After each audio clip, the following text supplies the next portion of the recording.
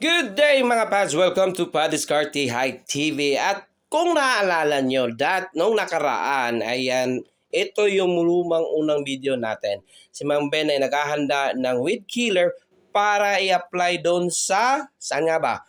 Sa farm bill natin para mapatay natin yung mga damong nagkalat doon. So ayan, kung nakikita nyo, ito yung damo nung nakaraan mga pads. Green at very healthy yung mga damo na yan. Pero, pag after natin na mag-spray in 3 weeks, ito ang resulta mga pads. Nakikita nyo yan? Brown na yung mga kugon at ibang klaseng damo. Kung may nakikita kayong mga green dyan, yun yung mga hindi naaapektuhan ng herbicide kapag nag-i-spray tayo sa area mga pads.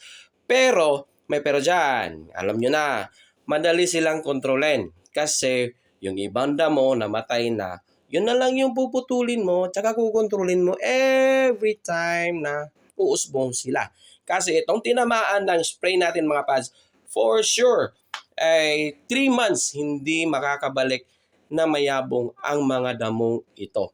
So ang magagawa ng herbicide sa farm natin ay makakasave tayo ng ilang piso para sa paglilinis o pag-maintain ng farm natin mga pads. Alam nyo naman, di ba?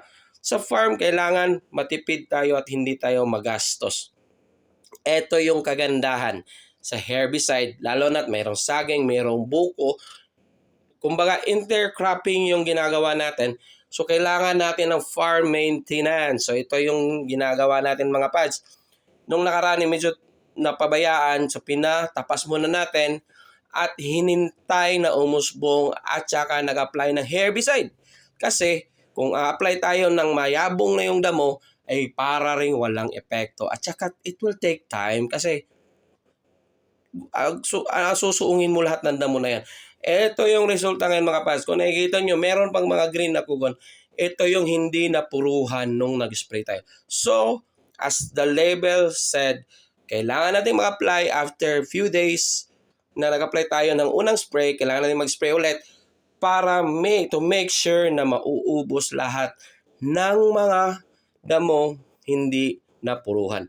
So ayan mga pads, nakikita nyo, brown na brown, kahit sa ilalim ng Jimelina or yung mga hagunoy ay talagang naninilaw, mababalda, matatagal lang makarecover at makakasave ang farmer kapag nag-herbicide tayo. O di ba? Madali lang naman eh. Hindi ganon kahirap. Bumili ka ng sprayer na di kuryente. Bumili ka ng 1 litrong herbicide. I-apply mo. Mag-antay ka ng 3 weeks. Ito ang resulta.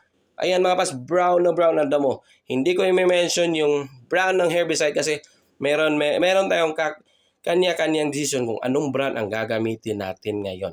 So ito yung masishare ni Mang Ben ngayon mga pads. How to make your farm clean and brown. Hindi clean and green, clean and brown. So hanggang dito na lang mga pads. Thank you for watching. Don't forget to share and subscribe. Mang Ben is out.